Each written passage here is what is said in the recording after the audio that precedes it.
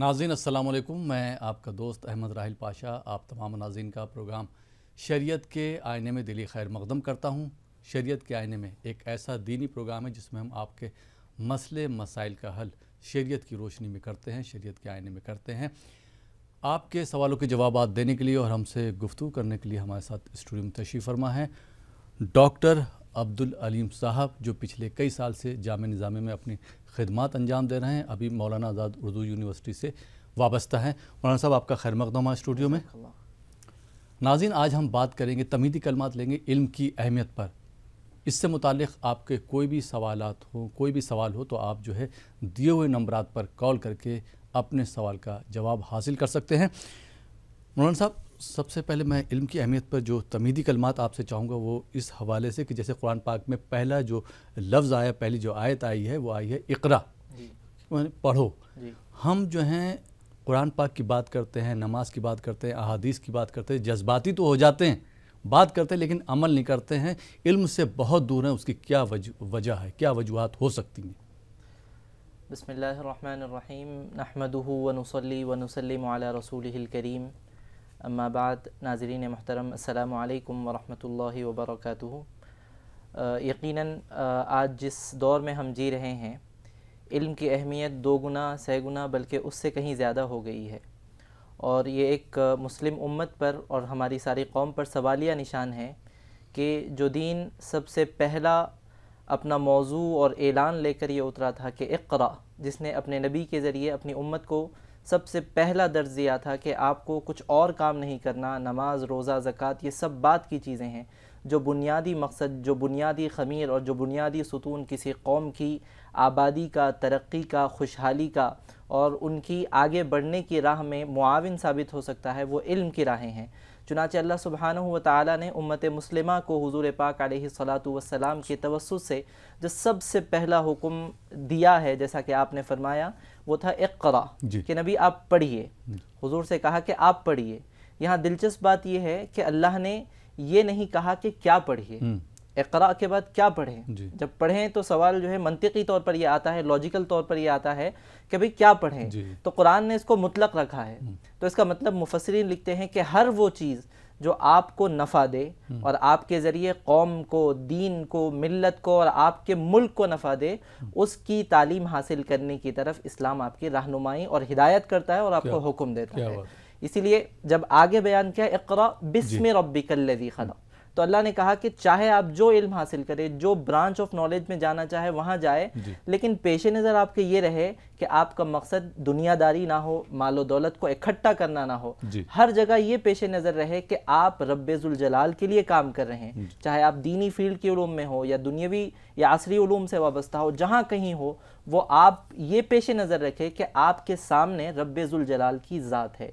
तो इस्लाम का जो इल्म का कॉन्सेप्ट है वो ये नहीं है कि सिर्फ आप इल्म दीन हासिल करें, या सिर्फ ये नहीं है कि दुनियावी उलूम से वाबस्ता हों।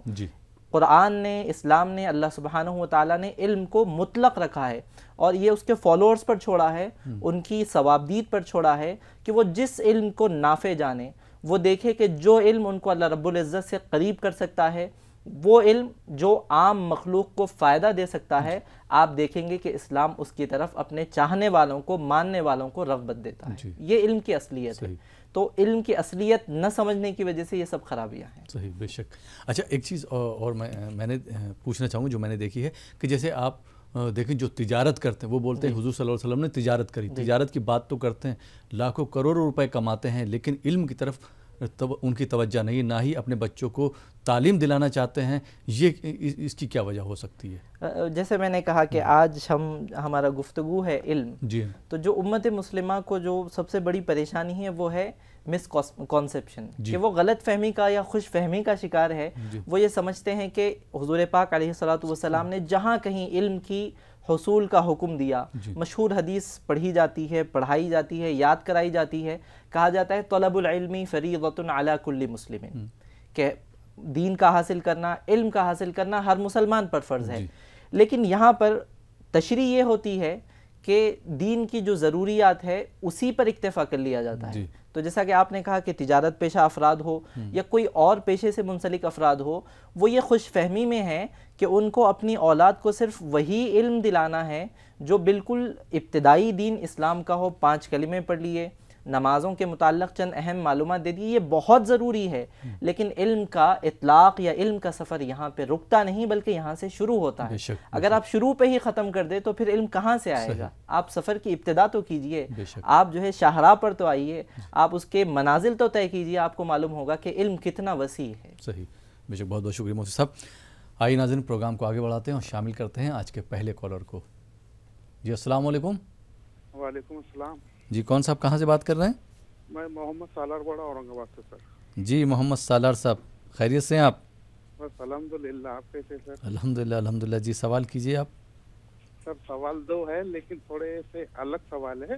جی پہلا سوال تو یہ ہے کہ جو لوگ بولتے ہیں کہ لیلا مجنو جو تھے ان کی پاک محبت تھی، تو اس میں اسلام کیا بولتا ہے محبت کے بارے میں؟ اور دوسرا سوال یہ ہے سر کہ جب ہم کسی کو دفنانے کے لیے جاتے ہیں میت کے اندر تو مٹی ڈالتے ہیں، جی مٹی بھر، تو مٹی کیوں ڈالتے ہیں؟ اس کا کیا اپنے کو مقصد ہے؟ اس میں کیا فائدے ہیں اپنے، وہ جاننا چاہتا تھا۔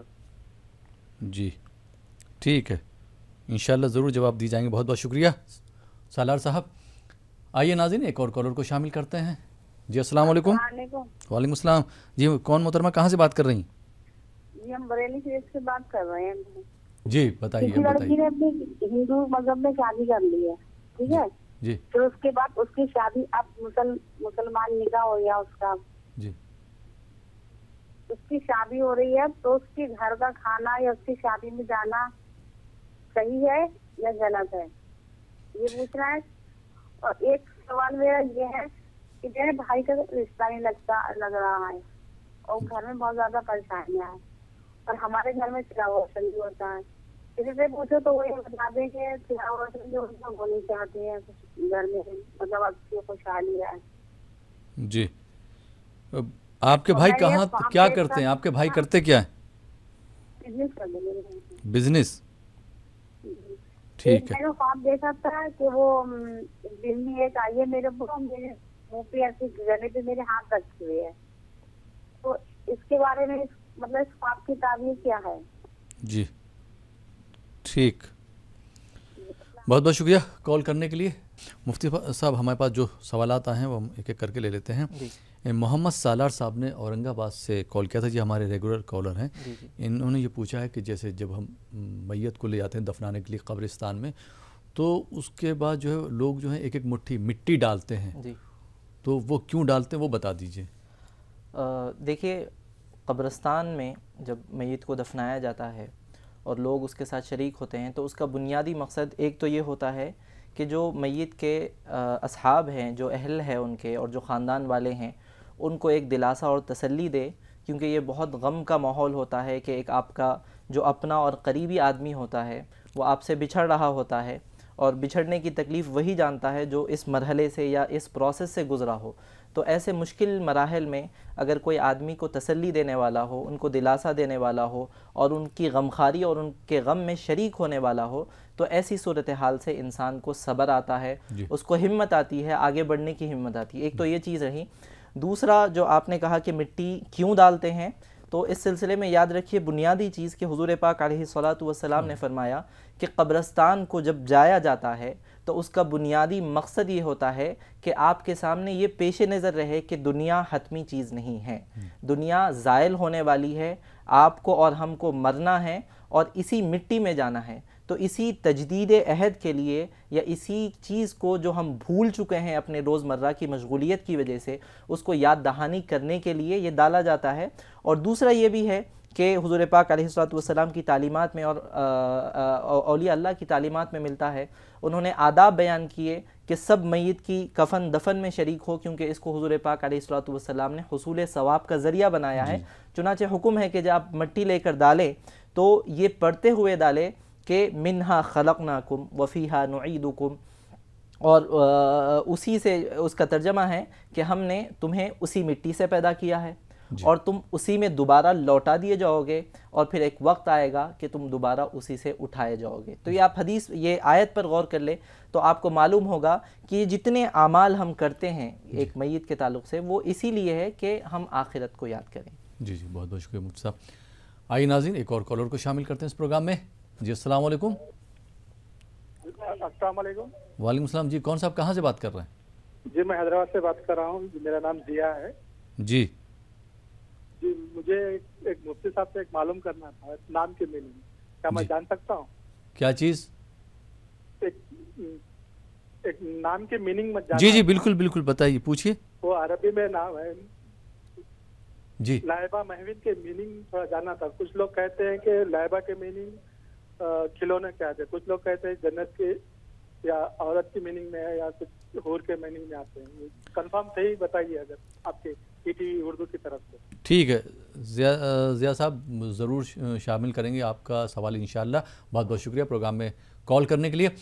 ناظرین آپ دیکھ رہے ہیں پروگرام شریعت کے آئینے میں۔ وقت ہو چلا ایک چھوٹے سے بریک کا، بریک کے بعد آپ کی خدمت میں پھر حاضر ہوں گے۔ آپ دیکھتے رہیے پروگرام شریعت کے آئینے میں۔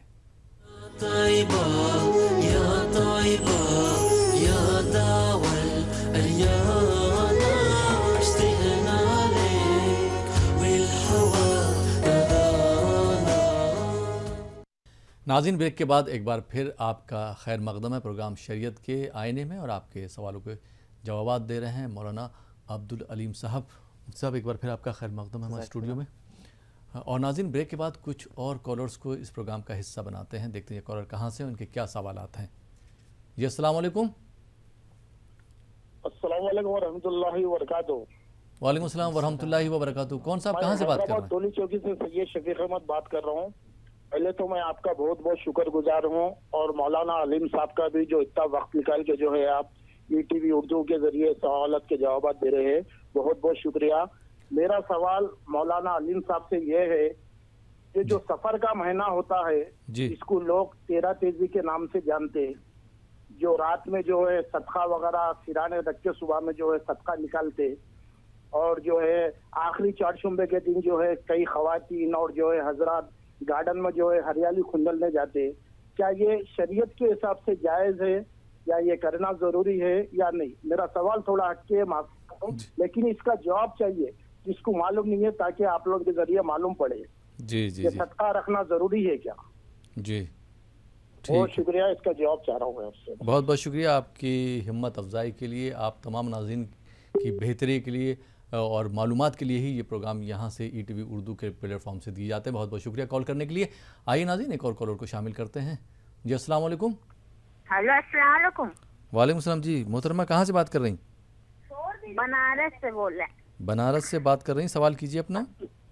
میرا یہ سوال ہے، میری بہن جی تھی، اس کی سہیلی آئی تھی، تو ہم نماز پڑھ رہے تھے، تو وہ دیوان پہ، ہم زمین میں پڑھ رہے تھے، وہ دیوان میں بیٹھی تھی، وہ فوراً ہٹ گئی۔ تو ہم کہا کہ نہیں، کہ ہم زمین میں پڑھے، تم بیٹھی رہو، کہیں نہیں یہ ادب کے خلاف ہے۔ جی تو ہشام کا مطلب بتا دیجئے۔ اور ایک اور سوال ہے، جیسے ہمارے گھر میں بلی، ایک کوئی پالتو بلی آ گئی ہے، اب ہم لوگ اس کو بھگانا چاہ رہے، ہٹانا چاہ رہے، اس کی کوئی دعا بتا دیجیے۔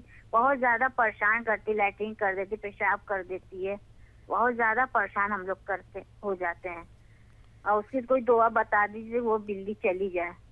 ٹھیک ہے، خدا حافظ۔ اور وہ دوپہر میں یہ پروگرام آپ دے دیا کریے۔ بہت بہت شکریہ کال کرنے کے لیے۔ آئیے ناظرین ایک اور کالر کو شامل کرتے ہیں۔ جی السلام علیکم۔ السلام علیکم مفتی صاحب۔ وعلیکم السلام۔ جی محترمہ کہاں سے بات کر رہی ہیں آپ؟ جی ہم بانسواڑا سے بات کر رہے ہیں۔ جی بانسواڑا۔ جی سوال کیجیے اپنا۔ جی مفتی صاحب، ہمارا نا ایک سینے میں، ہاتھ میں بہت تکلیف ہوتی، اور ہم جسمانی بیماری سے بہت پریشان ہوتے۔ کیوں ایسا ہوتا؟ ہم نماز بھی پڑھتے، دعا بھی کرتے، تب بھی ہم جسمانی بیماری سے بہت پریشان رہتے۔ اس کی کیا وجہ ہو سکتی؟ کوئی بولتے جادو کرے والا ہے، بولتے کوئی بولتے بیماری ہے، بولتے بیماری ہے تو بھی شفا ہوندے، اور جادو کاسا ہے تو بھی شفا ہوندے۔ اس کے لیے دعا بتلاؤ نا مفتی صاحب۔ آپ نے علاج کروایا اپنا؟ ہاں جی ہاں کرواتے، کچھ دن کم ہوتا پھر اور چالو ہوتا۔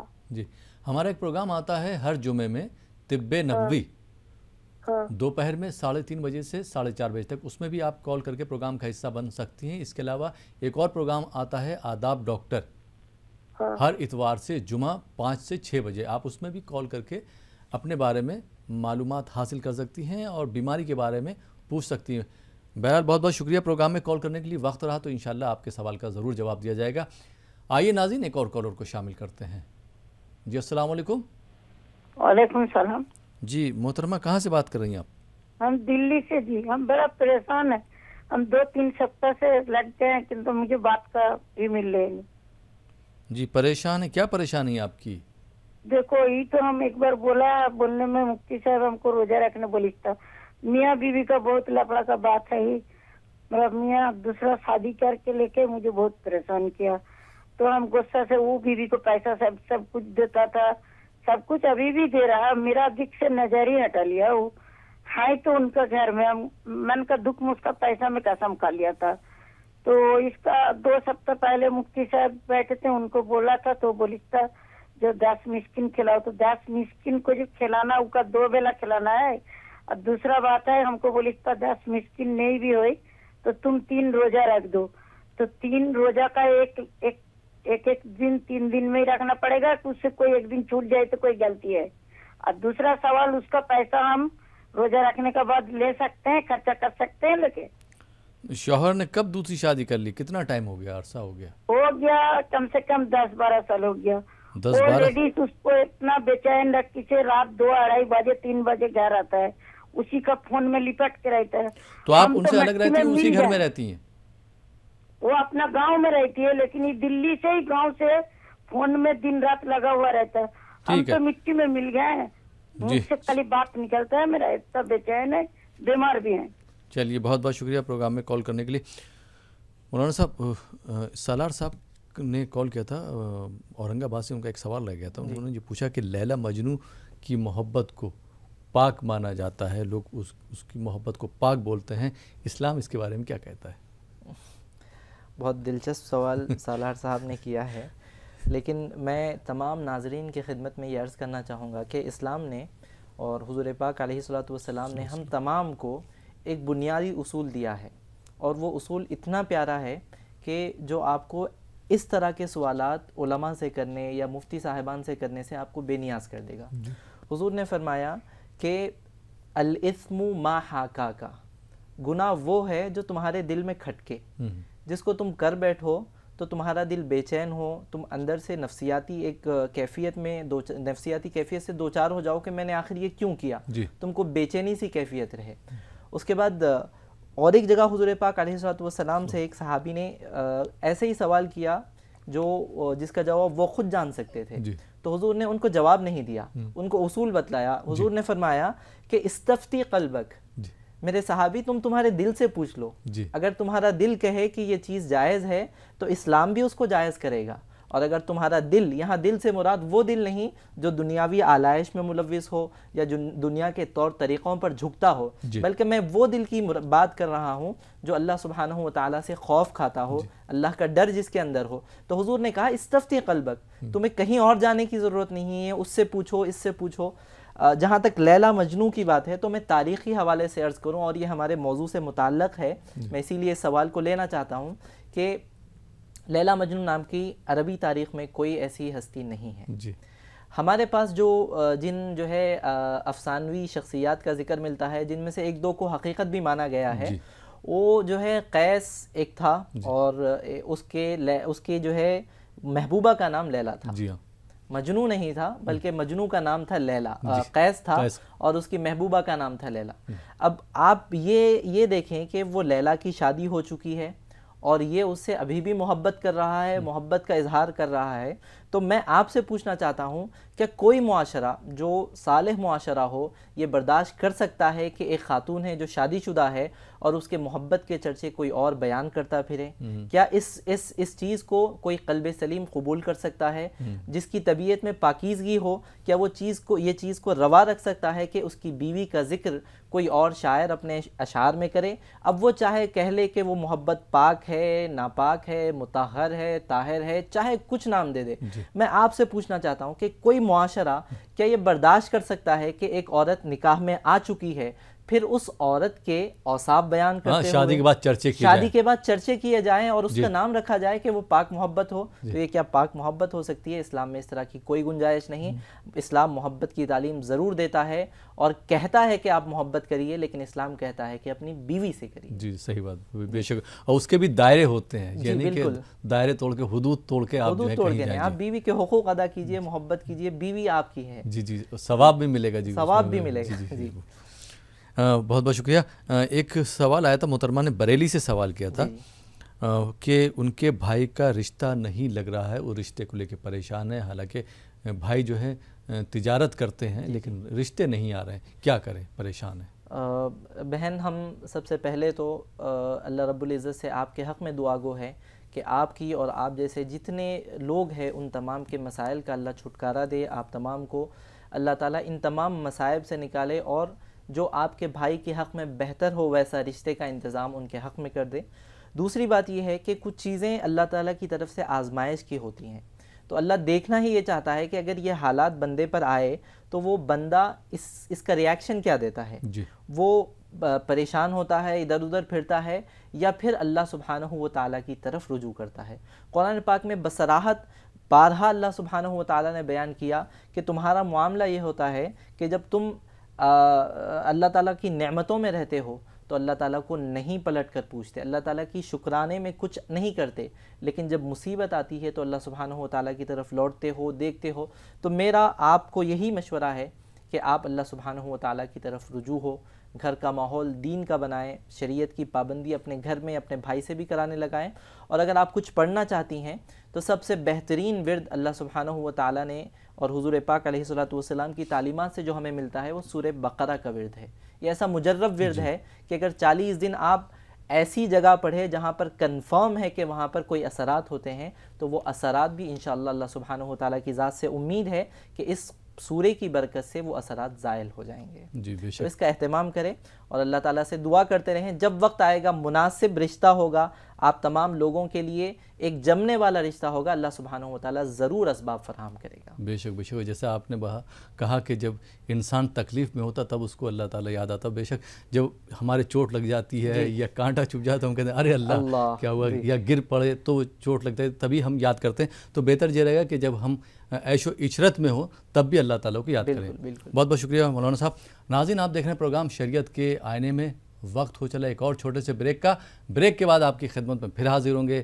آپ دیکھ رہیے پروگرام شریعت کے آئینے میں.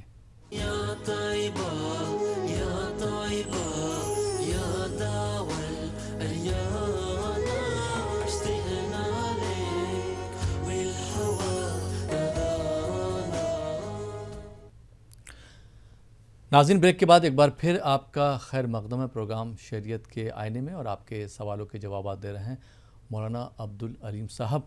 علیم صاحب، ایک بار پھر آپ کا خیر مقدم ہے ہمارے اسٹوڈیو میں. اور بریک کے بعد کچھ اور کالرز کو شامل کرتے ہیں. جی السلام علیکم.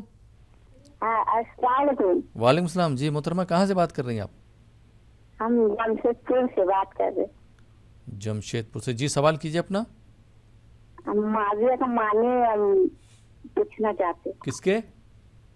معاویہ. جی اور کوئی سوال؟ جی نہیں. ٹھیک، بہت بہت شکریہ. آئیے ناظرین ایک اور کالر کو شامل کرتے ہیں. جی السلام علیکم. ہلو. جی السلام علیکم. جی محترمہ، کہاں سے بات کر رہی ہیں آپ؟ جی میں کولکاتہ سے بات کر رہی. جی سوال کیجیے اپنا.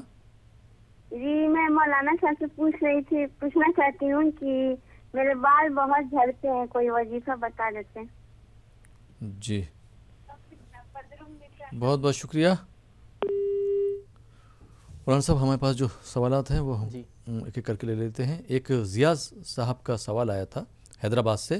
انہوں نے پوچھا ہے کہ لائبہ کے معنی کائے کے ہوتے ہیں، اور کوئی اگر اس کے وزن پہ کوئی دوسرا نام ہو تو بتا دیجئے. بالکل. لائبہ جو ہے یہ عربی لفظ ہے جی، اور اس کا جو روٹ ورڈ آتا ہے وہ ہے لام، عین اور با. جی، اور آپ ڈکشنری میں اگر دیکھیں تو لام، عین اور با کا مطلب ہوتا ہے کھیل کود، سپورٹس، ایتھلیٹ. تو لاعب جو ہوتا ہے اس کو ہم کہتے ہیں کھلاڑی. جی، اور اسی پہ اگر آپ گولتا لگا دیں گے تو وہ ہو جائے گا فیمینائن، اور اس کا مطلب ہوگا ہے وومن ایتھلیٹ، لیڈی کھلاڑی، جو خاتون کھلاڑی ہوتی ہیں اسے کہتے ہیں. تو بہتر یہی ہے کہ اس سے بہتر کوئی نام رکھ لیا جائے. بہت سارے نام اس وزن پر ملتے ہیں جو مشہور خواتین اسلام کے ہیں، جیسے حضرت رابعہ بصریہ رحمۃ اللہ علیہ کے نام پہ آپ رکھ سکتے ہیں رابعہ. اور قرآن شریف میں جو ہے نافعہ کا لفظ بہت آیا ہے، اور راضیہ یہ نام رکھ سکتے ہیں. ایسے کوئی نام رکھ لیں تو بہتر ہے، لائبہ نہ رکھیں. جی بہت بہت شکریہ. ایک سوال آیا تھا شبیر احمد صاحب کا، انہوں نے حیدرآباد سے سوال کیا ہے، پروگرام کی تعریف بھی کی ہے. انہوں نے یہ پوچھا ہے کہ سفر کے مہینے میں، جس کو ہم 13 تیزی کا مہینہ بھی بولتے ہیں، کہ لوگ جو ہیں رات میں صدقہ نکالتے ہیں، اور اس مہینے کے جو آخری 4 شنبہ یعنی کہ آخری جو لاسٹ وینسڈے ہوتا ہے، آخری بدوار جو ہوتا ہے، اس میں لوگ گھاس پہ چلتے ہیں. یہ اس کی کیا روایت ہے اور کہاں تک درست ہے؟ میں بہت شکریہ ادا کرنا چاہوں گا ہمارے اسکالر کا کہ جنہوں نے ٹولی چوکی سے کال کیا، اور وہ پروگرام جس انداز سے انہوں نے سوال کیا اس سے تو یہی لگتا ہے کہ وہ بہت اہتمام سے ہمارے اس پروگرام کو دیکھتے ہیں، اور جو کچھ بتلایا جاتا ہے اس کو بہت اہتمام سے سنتے ہیں. تو ایسے ہی اصحاب کی ضرورت ہے، اور ان پروگرام کا جو مقصد ہوتا ہے وہ یہی ہے کہ لوگ اس کو بطور تفریح نہ دیکھیں بلکہ بطور علم دیکھے. یہی وجہ ہے کہ آپ کو ٹی وی جو دیکھنے کی اجازت دی گئی ہے اس لیے نہیں دی گئی کہ اس پر آپ فلموں کو دیکھیں یا کوئی اور چیز کو دیکھیں، بلکہ ٹی وی کی جو اجازت ملی ہے وہ صرف اس لیے ہے کہ آپ اس میں کوئی ایسے کام دیکھیں، کوئی ایسی چیزیں دیکھیں جو آپ کے دین میں دنیاوی طور پر یا کسی اور چیز پر آپ کو نفع پہنچا سکے. جہاں تک آپ کے سوال کا تعلق ہے تو یہ بھی ہمارے آج کے موضوع سے متعلق ہے. لوگ کم علمی کی وجہ سے، جہالت کی وجہ سے کچھ ایسے رسومات اپنے اپنے اطراف میں لگا لیتے ہیں، اور پھر اس کا سلسلہ چل پڑتا ہے، اور جب ایک نسل، 2 نسل، تیسری نسل جب آتی ہے تو وہ اس کو یہ سمجھتے ہیں کہ وہ دین کا حصہ بن چکا ہے. چنانچہ یہی حال سفر کے مہینے کا ہوا کہ جاہلیت میں یہ تصور تھا کہ یہ مہینہ وہ ہوتا ہے کہ جہاں پر تمام بلاؤں کا نزول ہوتا ہے، اور بطور خاص جو 13 کی شب ہوتی ہے اس میں یہ بلاؤں کا نزول اپنے عروج پر ہوتا ہے. تو وہ لوگ جو اہتمام کرتے تھے وہی چیز کیری فارورڈ ہوئی، لوگوں میں آئی، اور لوگ اس کو جو ہے شروع میں تو لوگ اس سے اجتناب کرتے رہے، لیکن جیسا جیسا اسلام آگے بڑھا اور دوسرے لوگ بھی اسلام مذہب میں داخل ہوئے، ان کے پاس بھی یہی یا اس کے مماثل چیز تھی، تو لوگوں نے اس کو 13 تیزی یا سفر کے مہینے سے جوڑ دیا. صدقہ کرنے کی جہاں تک بات ہے تو آپ 13 کو کیجئے، 12 کو کیجئے، 11 کو کیجئے، اسلام اس سے نہیں روکتا. ہاں لیکن یہ نیت سے کرنا کہ میں اگر 13 کو ہی کروں گا تو بلائیں ٹلے گی، اور 13 کو نہیں کروں گا تو بلائیں نہیں ٹلے گی، یہ غلط آپ کا عقیدہ اور غلط فکر ہے. اس کی اصلاح کی ضرورت ہے.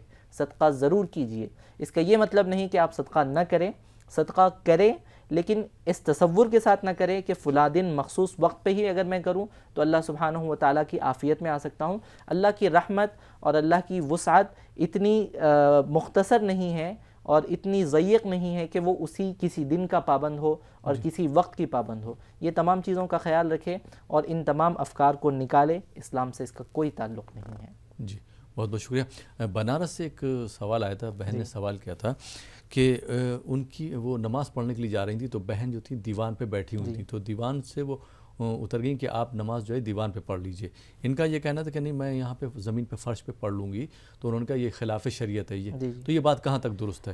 دیکھیے شرعی اعتبار سے اگر یہ مسئلہ آپ پوچھیں تو اس میں کوئی مذاقہ نہیں، آپ بیٹھیے، آپ نماز پڑھیے، کوئی حرج نہیں.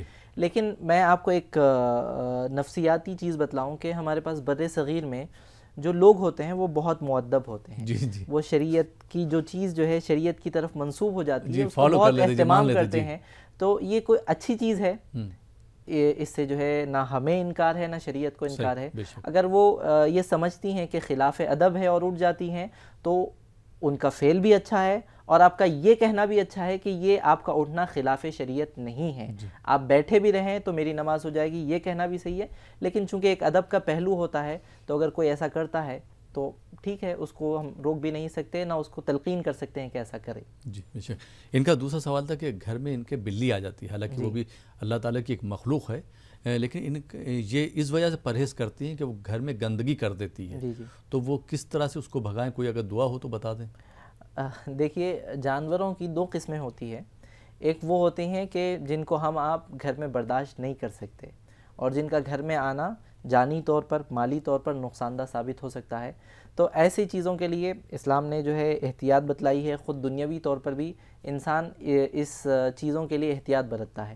جہاں تک دوسرے قسم کے جانور ہے اور جس کو آپ کتنا بھی کوشش کر لیں وہ رکنے والے نہیں ہیں, ایسے چیزوں میں اسلام نے خود رعایت دی ہے. اللہ سبحانہ و تعالیٰ کے حضور رسول پاک علیہ الصلوۃ والسلام نے فرمایا کہ بلیاں یہ گھر کی جانور ہے, یہ ان کا گھر میں آنا جانا لگا ہوتا ہے, تو ان کے آنے جانے کو نہیں روکا جا سکتا, اسی لیے ان کے جھوٹے پر بھی رعایت دی گئی ہے. کتے کا جھوٹا ہوگا تو اس کا الگ حکم ہے, لیکن بلی کو چونکہ نہیں روکا جا سکتا اسی لیے بلی کے آنے جانے پر نہیں روک لگائی جا سکتی, تو اس میں رعایت دی گئی ہے. ایک مشہور صحابی ہے جن کا نام آج تک جو ہے لوگ تحقیق کر رہے ہیں کہ اصلی نام کیا ہے, اور ان کا نام جو مشہور ہو گیا وہ تھا بلی والے. ان کو بلی بہت پسند تھی, تو حضور کو ان کی یہ ادا بہت پسند آئی, تو حضور نے ان کو ازراہ محبت یہ نام دیا کہ آپ کا نام ابو ہریرہ ہو, ہریرہ کا لقب بلی والے. تو بلی کوئی ایسی چیز نہیں جس کے لیے آپ وظائف اختیار کریں یا وظائف پڑھ کر اس کو بھگائیں. بلی آئے گی جائے گی, اس کو آنے دے, اس کا رزق رکھا ہوا ہے تو کھائے گی. جی بہت بہت شکریہ مولانا صاحب. ناظرین آپ دیکھ رہے ہیں پروگرام شریعت کے آئینے میں. وقت ہو چلا ایک چھوٹے سے بریک کا. بریک کے بعد آپ کی خدمت میں پھر حاضر ہوں گے. آپ دیکھتے رہیے پروگرام شریعت کے آئینے میں.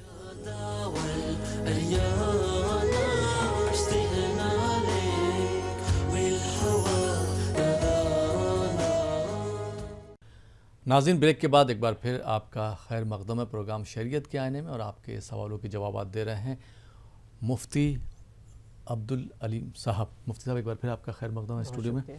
اور ناظرین بریک کے بعد کچھ اور کالرز کو اس پروگرام میں شامل کرتے ہیں. جی السلام علیکم. وعلیکم السلام. جی کون محترم, کہاں سے بات کر رہے ہیں؟ جی مراد آباد سے بول رہا ہوں, شبن خان مراد آباد سے. جی سوال کیجیے اپنا.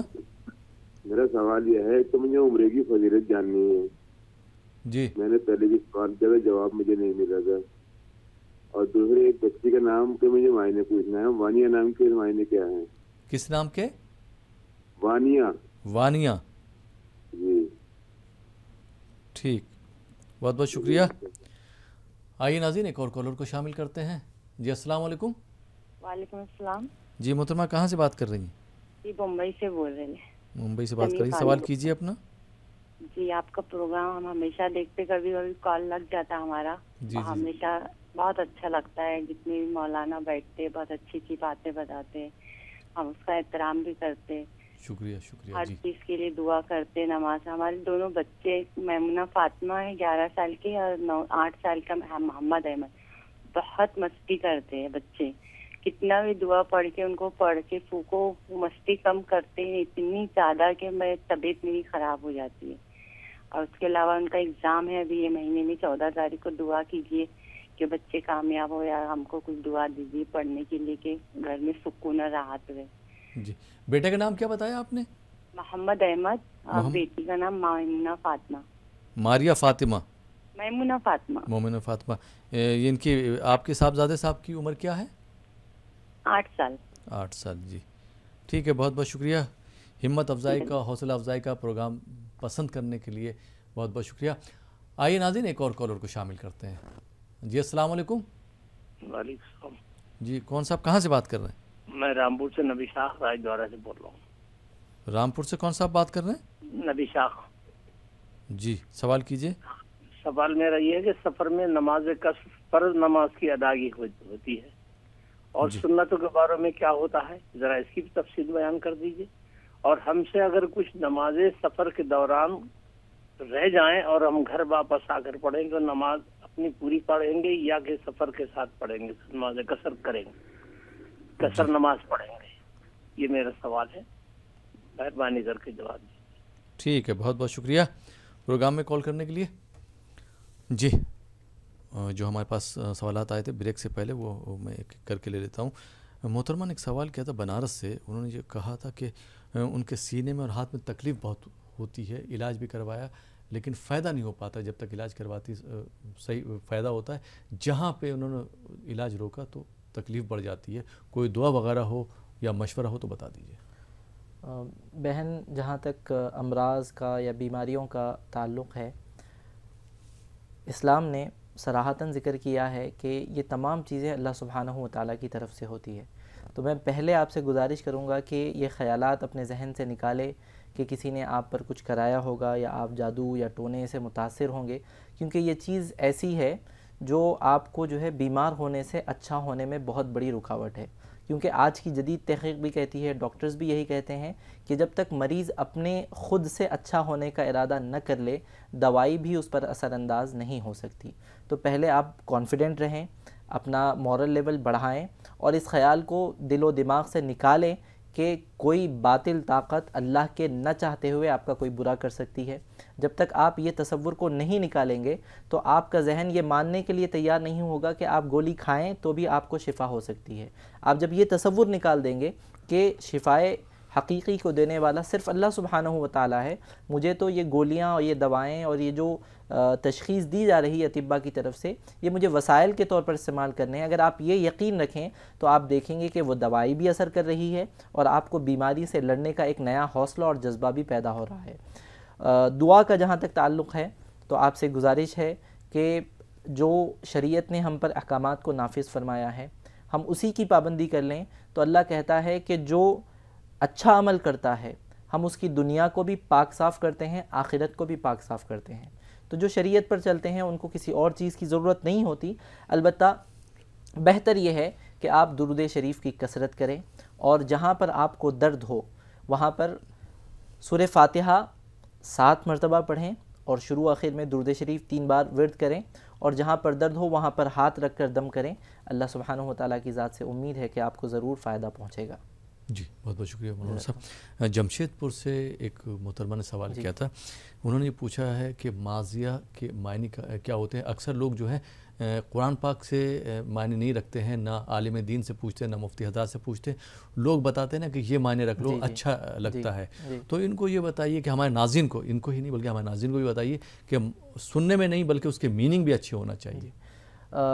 میں یہ پروگرام میں ہمارا جو ہے اب تک 3 سوال ناموں کے متعلق سے آ چکے ہیں، تو میں تمام ناظرین سے یہ کہنا چاہوں گا کہ نام رکھنے کے سلسلے میں اسلام نے کچھ آداب دیے ہیں، کچھ ہدایت دی ہے، ٹو ڈو لسٹ ہے جس کو ہم کو فالو کرنا ہے. سب سے پہلا کام یہ ہے کہ جب آپ کے پاس نومولود آ جائے تو اس کے جتنے سنتوں کے احکامات ہیں اس کو پورا کریں.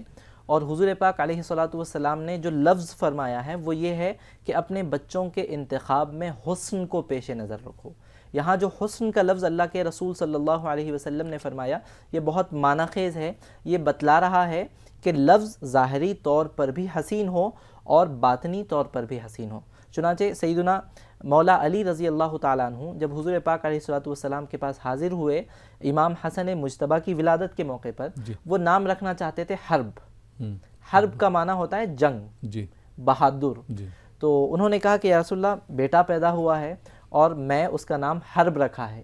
تو سرکار نے کہا کہ نہیں، وہ حسن ہے.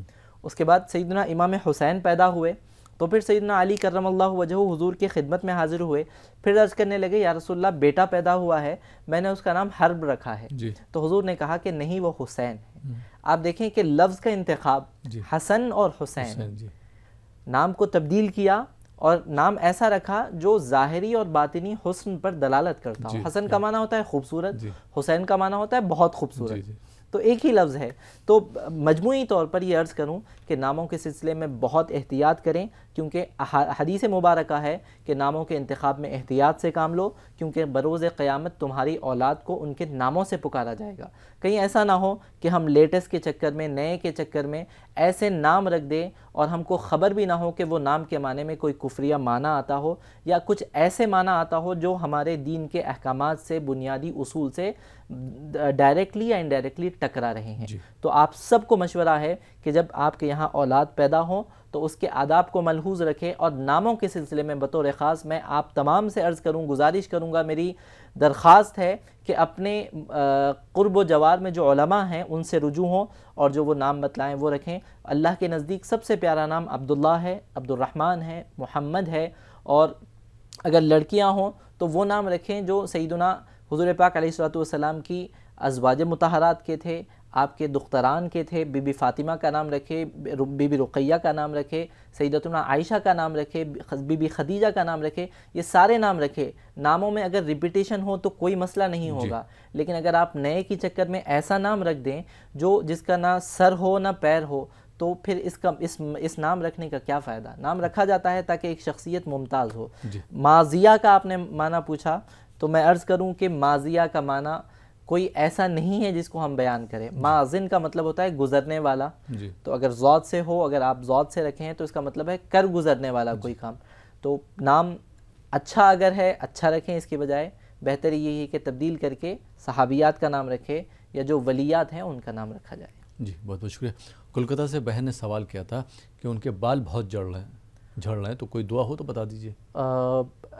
بہن سب سے پہلے یہ خیال کریں کہ کوئی بیماری اگر آتی ہے، بال جھڑنا بھی ایک بیماری ہے، تو اس کا ایک دنیاوی سبب ہوتا ہے، اور دنیاوی سبب نہ پایا جائے، آپ کو نہ دکھے، پورے آپ کو ڈاکٹرز کہہ دیں کہ کوئی ظاہری سبب نہیں ہے، تب آپ سوچیں کہ اس کا حل جو ہے کہیں اور سے مل سکتا ہے. دنیاوی طور پر ہم جو شیمپوز استعمال کرتے ہیں اس میں کیمیکل ہوتا ہے جس کی وجہ سے بال متاثر ہوتے ہیں، تو پہلے اس پہ احتیاط کریں. بال اگانے کے لیے بہت ساری علماء نے وظائف دیے ہیں، لیکن سر دست آپ سورہ بقرہ کی 261ویں آیت ہے اس کا ورد کرتے رہیں، اور درود شریف کا ورد شروع آخر میں کرتے رہیں. 261ویں آیت اس کو لکھ لیں، 261ویں آیت ہے، اس کا ورد کریں، انشاءاللہ آپ کو فائدہ ہوگا. جی بہت بہت شکریہ. ممبئی سے ایک سوال آیا تھا، محترمہ نے سوال کیا تھا، پروگرام دیکھتی بھی رہتی ہیں اور ہماری وہ ریگولر کالر ہیں. انہوں نے اس سے پہلے بھی شاید سوال کیا تھا. ان کے 2 بچے ہیں، بیٹی جو ہے مومنہ فاطمہ 11 سال کی ہیں، اور محمد احمد جو ان کے صاحبزادے ہیں بیٹے ہیں وہ 8 سال کے ہیں. بچے شیطانی شرارت بہت کرتے ہیں، کہنا نہیں مانتے ہیں، امتحانات ہونے والے ہیں، تو کوئی دعا ہو بتا دیجیے مختصر. پہلا میرا جو ہے آپ سے گزارش ہے کہ بچوں کی تربیت کے لیے جو طریقہ کار ہے اس کو تبدیل کیجیے. بچوں کو بار بار ڈانٹنا اور بار بار ٹوکنا، یہ چیز جو ہے ان کو ابھارتی ہے اور شرارت کرنے کے لیے، تو اس کو کم کریں. اور قرآن پاک کی سورہ اخلاص کا ورد کریں. آپ سورہ اخلاص کے ورد سے بہت فائدہ ہوگا انشاءاللہ. جی بہت بہت شکریہ مولانا صاحب، آپ ہمارے اسٹوڈیو میں تشریف لائے، آپ نے ہمارے ناظرین کے سوالوں کے جوابات دیے. بہت بہت شکریہ. جزاک اللہ خیرا. تو ناظرین، یہ تھا ہمارا پروگرام شریعت کے آئینے میں. مجھے امید ہے پروگرام آپ کو پسند آیا ہوگا. ان تمام ناظرین کا جنہوں نے پروگرام دیکھا یا جو پروگرام کا حصہ بنے، ان کا بھی بہت بہت شکریہ. فی الحال یہ پروگرام اب یہیں پہ ختم ہوتا ہے. اسی کے ساتھ اپنے دوست احمد راحیل پاشا کو اجازت دیجیے.